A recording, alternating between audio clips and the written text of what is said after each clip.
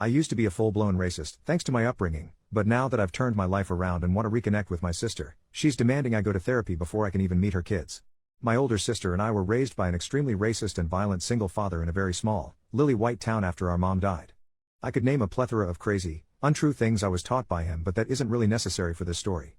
Long story short, from a young age I inherited all of my dad's bad attributes, but my sister was always a sensitive, kind kid.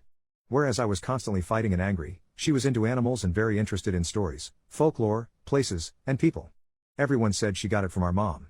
Though she was really my dad's pride and joy, her interest in people and things outside of our tiny world of drunken fighting, small town drama, and hatred was the beginning of her conflict with our dad. By the time my sister won a scholarship to college, she was constantly at odds with my dad. She couldn't wait to leave home. She did well in school, studied abroad, made new friends with people we grew up hating. She became different.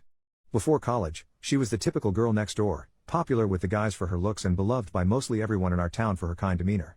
Typical small town, nice girl. Then the rumors started about her getting brainwashed in college and her name basically became a bad word. I hate to admit it, but I started to believe those things because even our dad said them. Ironically, she eventually began dating this black guy, which was the biggest sin possible to a lot of people in our town, including me. I didn't understand it. Our dad was furious for a long time, but eventually it looked like he was coming around because he invited them to the house one afternoon. He started drinking in the driveway that morning, and by the time they arrived, he was hammered.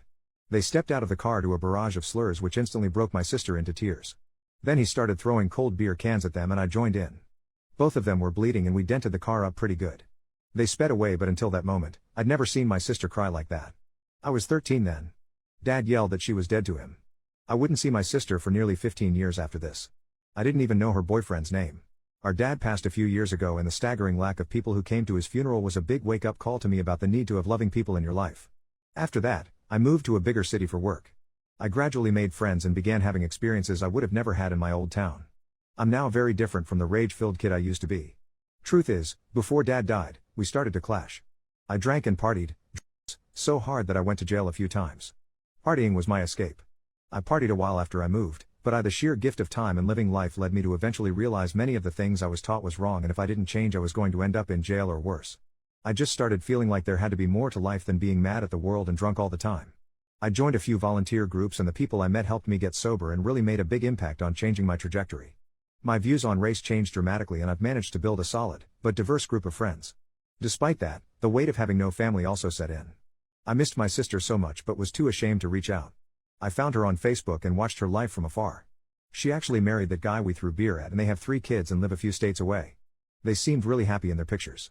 I eventually reached out and we developed communication online. A few weeks in, I made the drive out of state and met her and her husband over dinner. We had some very tough, emotional talk, but overall it was a very constructive visit. I told them I wanted to be in their lives and even be an uncle to their kids. My sister then told me that I should hold off on all that for the moment.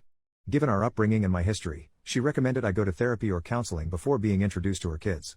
She said they had worked hard to make sure their kids weren't exposed to the kind of adults we grew up with.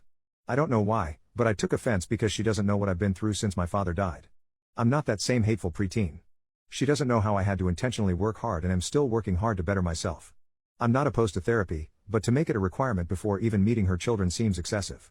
I told her I would think about it, but I don't think I hid my disappointment too well. I'm pretty sure she sensed the change in our vibe because the rest of the dinner was a bit awkward. I haven't heard from her since. Am I wrong for not wanting to go to therapy just because she thinks I should? I mean, I'm literally considering moving several states away to be near them. Shouldn't that be enough for a start? Update 5 days later, thanks to everyone who reached out and offered kind and not so kind words. The feedback really did help open my eyes. I didn't expect it to blow up like it did. Unfortunately, I went to work after posting and didn't look at it until the end of the day. By then, the post was locked and I couldn't respond. I spoke with my sister on the phone after our dinner and she said she became physically ill after our meeting, particularly after I was hesitant on therapy. Further, she doesn't trust me. I know I blew my chance. Her tone was different. I could tell she had a lot of simmering anger in her voice as she spoke. She talked about a few really tough personal things I didn't know she went through with our dad and how she